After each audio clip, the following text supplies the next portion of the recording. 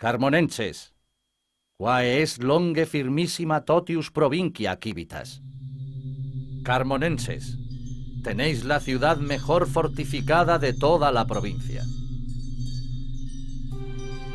De este modo definía Julio César a Carmo, la actual Carmona. La ciudad alcanzó gran relevancia en la Bética gracias a su desarrollo agrícola, unas defensas inexpugnables y a su situación estratégica.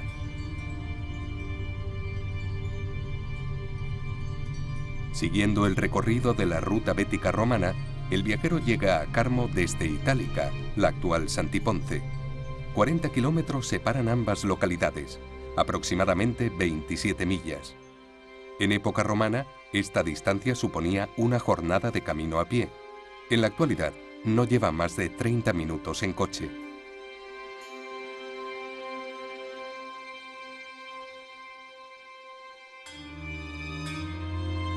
Carmona es una de las ciudades más antiguas de Occidente. Tartesios, turdetanos, fenicios y romanos la habitaron de forma continuada a lo largo de la historia. El urbanismo actual de la ciudad es fruto del paso de todas esas civilizaciones durante 5000 años.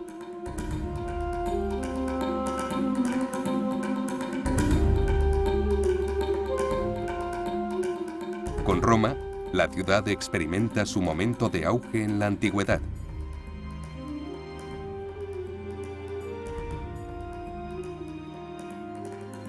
Carmo, que llegó a acuñar moneda propia, se situaba en la cima de los Alcores, dominando la vega del río Corbones.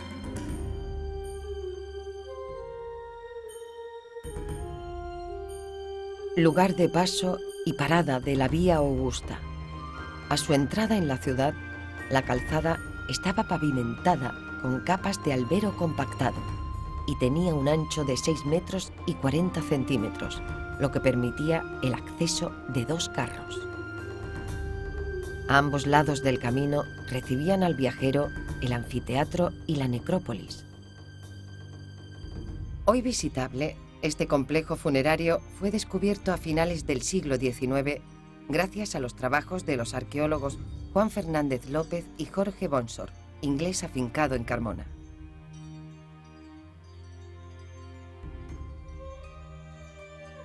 La necrópolis, tal como la legislación preveía, se situaba extramuros de la ciudad.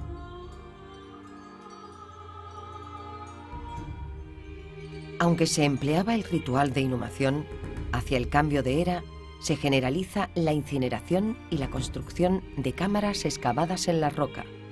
2 tumbas destacan por su monumentalidad: la tumba de Servilia y la tumba del elefante.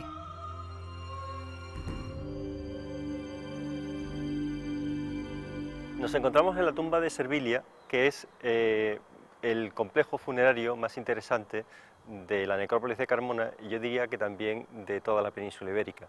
Se trata de una tumba que está reaprovechando una antigua cantera, es decir, un lugar del que se extrajo piedra para la construcción de los propios edificios de la Carmona romana y que, agotada, pues se reutiliza para encajar en ella este complejo funerario.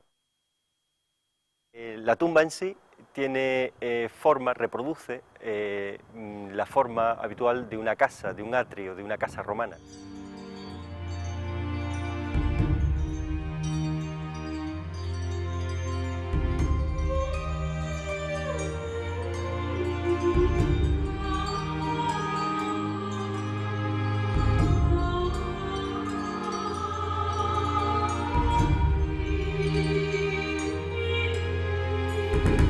La tumba del elefante se llamó así por haberse hallado en su interior una figura de elefante labrada en roca del lugar. Según algunas interpretaciones, atendiendo a su distribución espacial y a los elementos descubiertos, podría tratarse de un santuario consagrado al culto de Atis y Cibeles.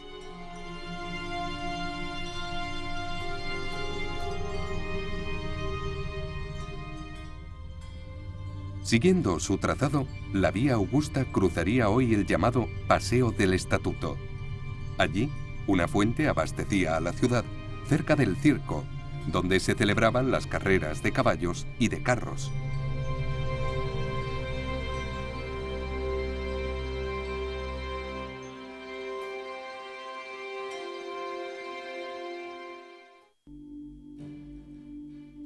La puerta de Sevilla era la entrada oeste, cuyo acceso se encajaba entre dos vaguadas.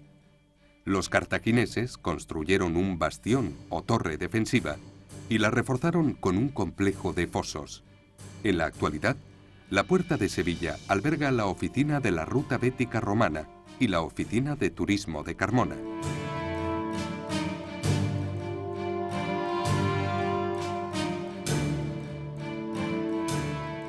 Tras los cartagineses llegaron a Carmo los romanos. Roma pudo extender su imperio gracias a sus victorias militares. Las legiones romanas conquistaron gran parte del mundo conocido. Una legión la formaban 5.120 hombres y estaba perfectamente jerarquizada y dividida hasta llegar a las centurias, conjunto de 80 hombres bajo el mando de un centurión. A su vez, cada centuria podía dividirse en grupos de 10 hombres denominados contubernios, la mínima unidad de la legión. Dependiendo de su rango y de la unidad a la que pertenecían, los legionarios utilizaban diferentes armas y uniformes. La infantería vestía una lorica o coraza que fue evolucionando a lo largo del tiempo. Las mismas variaciones se han constatado en los cascos, para ellos llamados galea. Su arma más característica era la gladius, espada corta y recta de unos 45 centímetros. Para la lucha en distancias mayores, la infantería empleaba una jabalina con mango de madera denominada pilum.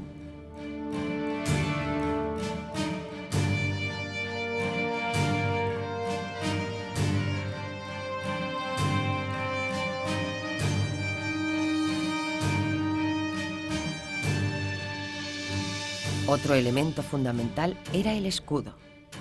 En latín, scutum era una pesada protección cuadrangular de 1 metro de longitud hecha de madera y metal. Las unidades ligeras sustituían el scutum por el parma, escudo redondo de los velites. En este cuerpo, el casco era de cuero y contaban además con arcos. La caballería, por su parte, presentaba algunas variaciones significativas frente al armamento de la infantería. Estos legionarios, llamados equites, empleaban un escudo ovalado. Su espada, más larga, recibía el nombre de spata. Al mismo tiempo portaban una lanza utilizada a veces como jabalina, a la que ellos llamaban contus.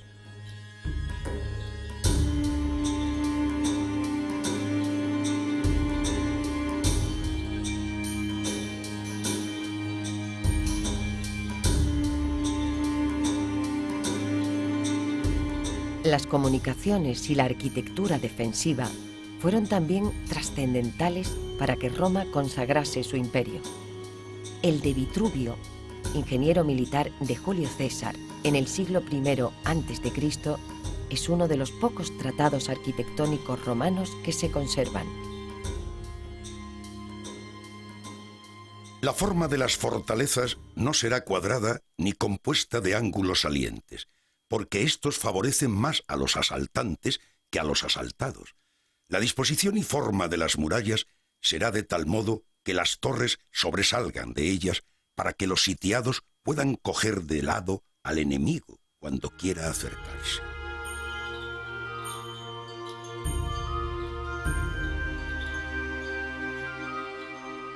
Entre los siglos III y I a.C., se le daría otro aspecto a las puertas y murallas. La puerta de Sevilla es una puerta de acceso a la ciudad desde la antigua Hispalis, pero tiene también la función de defender el punto más débil de entrada a la ciudad en caso de asedio de un ejército enemigo. Por eso, en la concepción arquitectónica de la puerta predomina lo militar sobre lo puramente ornamental o monumental que normalmente caracteriza las puertas de entrada a las ciudades romanas.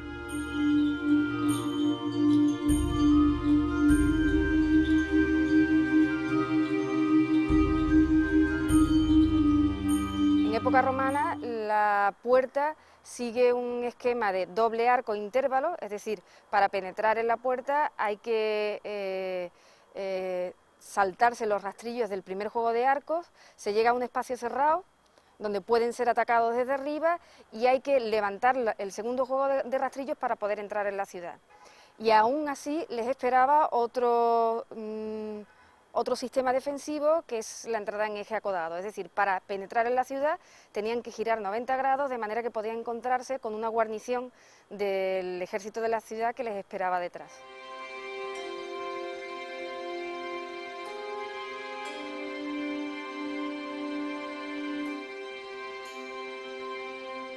La vía Augusta se convertía en cardo máximo al cruzar las murallas.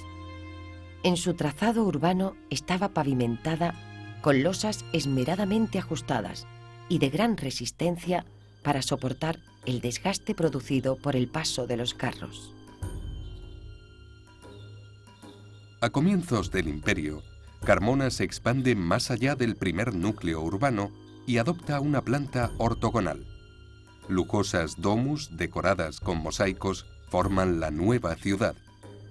Este mosaico representa una nereida, hermosa joven con cola de pez que habitaba el mar, portando como brazal una planta acuática. El trazado del cardo máximo coincidía aproximadamente con el de las actuales calles Prim, Vendedera y Puerta de Córdoba. El foro se situaba en la confluencia con el decumano máximo, que se iniciaba en la puerta norte de Carmona, parcialmente conservada.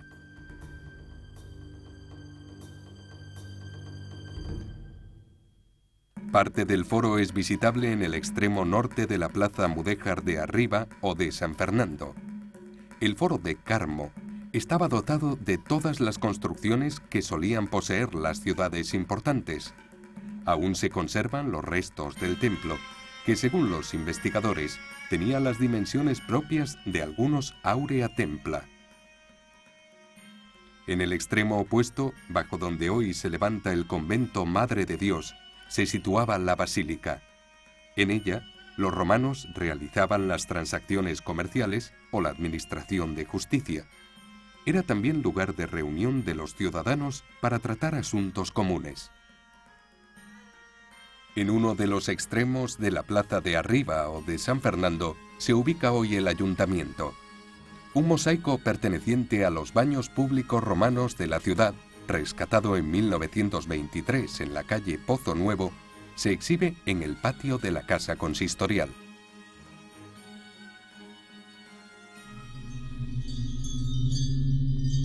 De los baños públicos o termas de Carmo conocemos 3 hipocausta. Recibían este nombre en latín los hornos situados bajo el pavimento que caldeaban las habitaciones, uno de los cuales aún se conserva en el sótano de una vivienda particular de la calle Pozo Nuevo. Un enorme aljibe todavía existente y con capacidad para 67.300 litros suministraba el agua.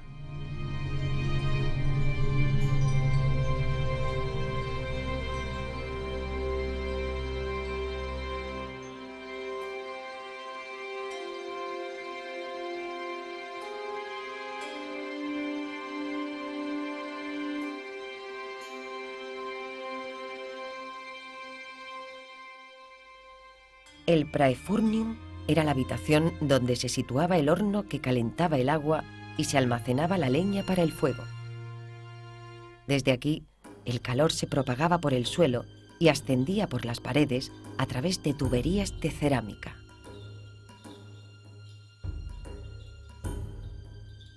De las termas de Carmona se conocen escasísimos datos sobre su planta y su estructura, por lo que es prácticamente imposible reconstruir con un mínimo de fiabilidad el edificio original.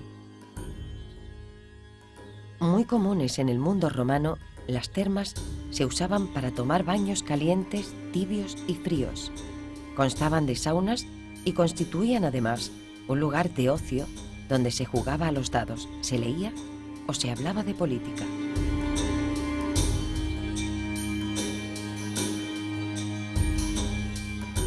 Las salas se dividían en tepidaria, sauna, caldaria, caliente, y frigadaria, fría. Los depósitos o bañeras ocupaban el centro y junto a las paredes y hornacinas se situaban bancos y sillas. Otras habitaciones funcionaban como vestuarios.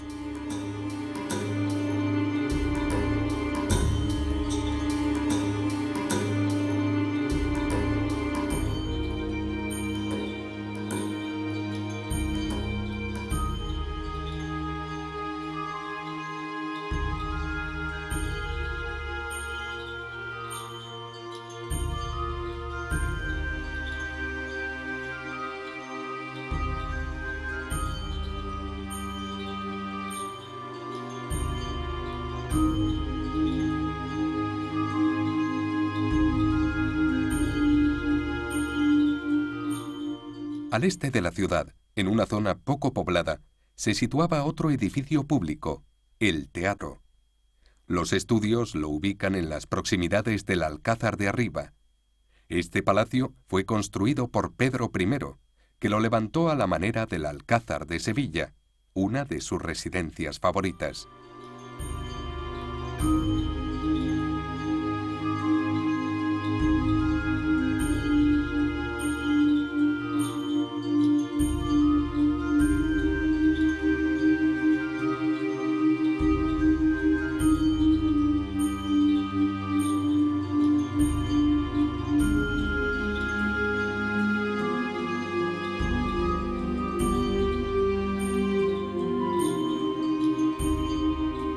La Puerta de Córdoba se construye en época romana, entre finales del siglo I a.C. y principios del I después de Cristo, es decir, entre los reinados de Augusto y Tiberio, y parece que se abandona, se taponan sus accesos en algún momento impreciso del Bajo Imperio. A partir de ahí, la puerta sufre los avatares del resto de la historia de la ciudad, es decir, se reforma, se destruye, se reconstruye, hasta llegar a la fisonomía actual de época neoclásica, exactamente del año 1800. Esta fisonomía neoclásica en realidad es una epidermis que cubre la estructura de época romana, que es la que le da forma a la puerta. No obstante, en época romana la puerta era mucho más monumental de lo que es ahora mismo.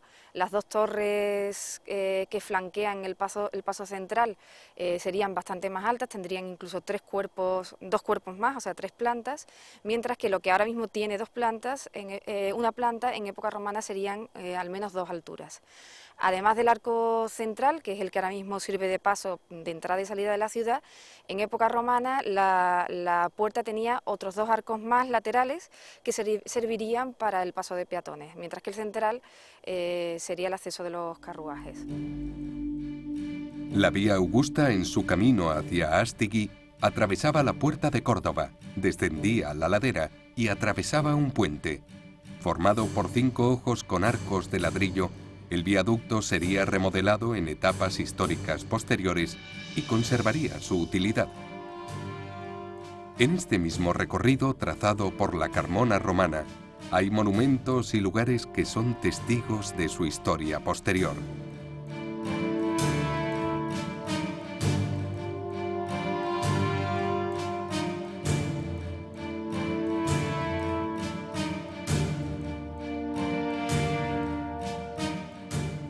Tras el desmoronamiento del imperio, Carmona pasó a ser ocupada primero por visigodos y por musulmanes después. De la etapa islámica es la mayor parte de la muralla que se trazó sobre la romana.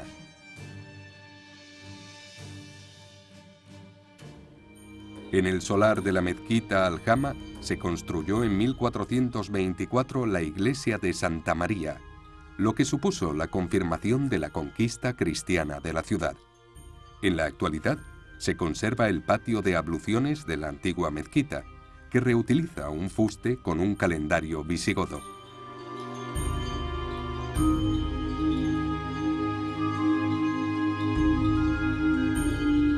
El templo ilustra el paso de los distintos periodos históricos.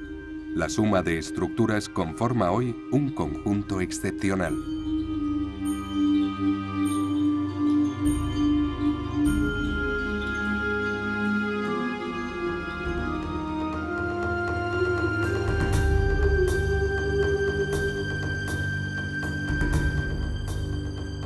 La Carmona moderna se expande fuera de los límites antiguos, tras las murallas ya en desuso.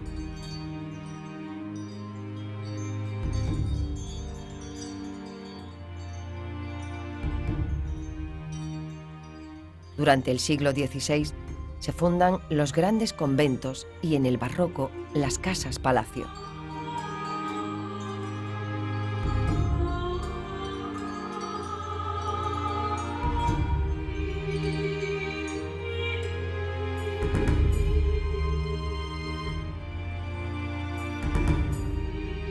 Emblema de lo que fue el siglo XIX en Carmona es el mercado de abastos.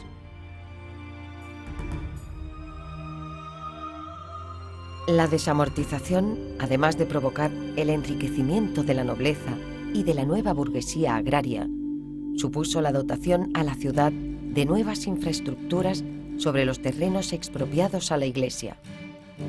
En el solar del convento de Santa Catalina se levantó el primer mercado estable de la localidad.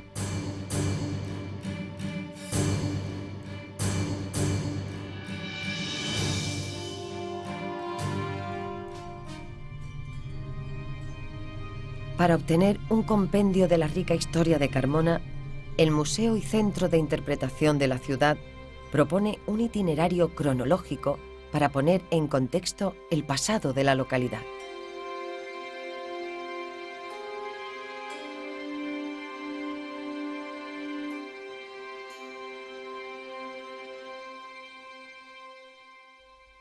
Ubicado en el Palacio del Marqués de las Torres, el museo se concibe de acuerdo a la idea de que el auténtico museo es la ciudad, sus calles, plazas, casas, monumentos y paisajes.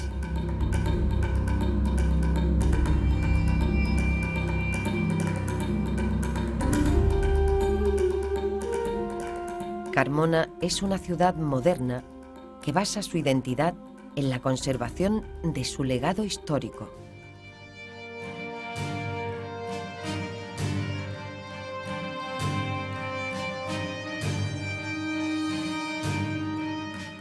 Su privilegiada situación en el recorrido de la E5, a 20 minutos del aeropuerto y de la estación de trenes de Sevilla, hace de Carmona una ciudad ideal para recibir viajeros.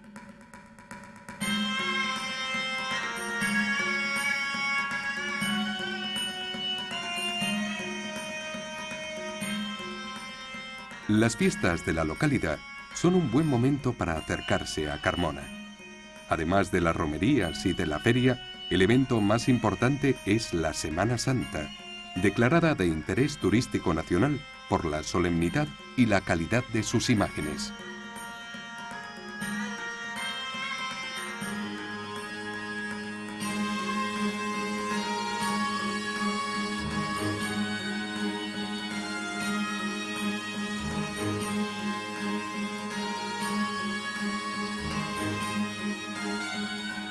En los últimos tiempos, el desarrollo del turismo ha incrementado la capacidad hotelera de la ciudad.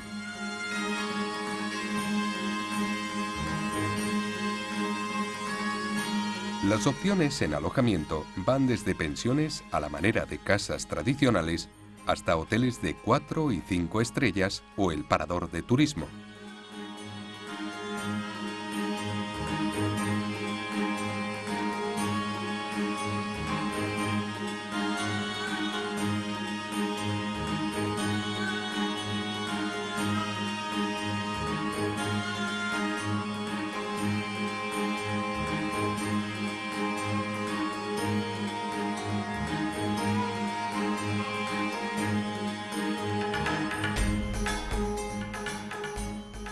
La oferta gastronómica es también amplia y variada, desde bares con tradición y solera hasta la más alta cocina refinada, basada en muchos casos en tradiciones seculares.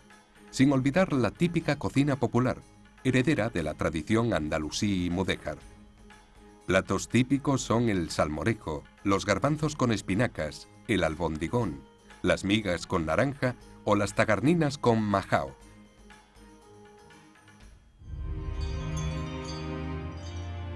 También es preciso destacar la repostería elaborada en conventos como el de Santa Clara y la afamada torta inglesa, llamada así en honor al arqueólogo inglés Jorge Bonsor.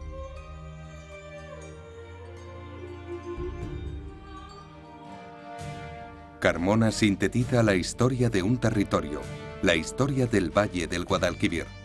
El viajero de la ruta bética romana puede pasar bajo las puertas romanas, conocer cómo se enterraban los carmonenses en los siglos I y II, visitar excavaciones arqueológicas, y todo ello en una ciudad viva. Hoy Carmona hace de su pasado un proyecto de futuro.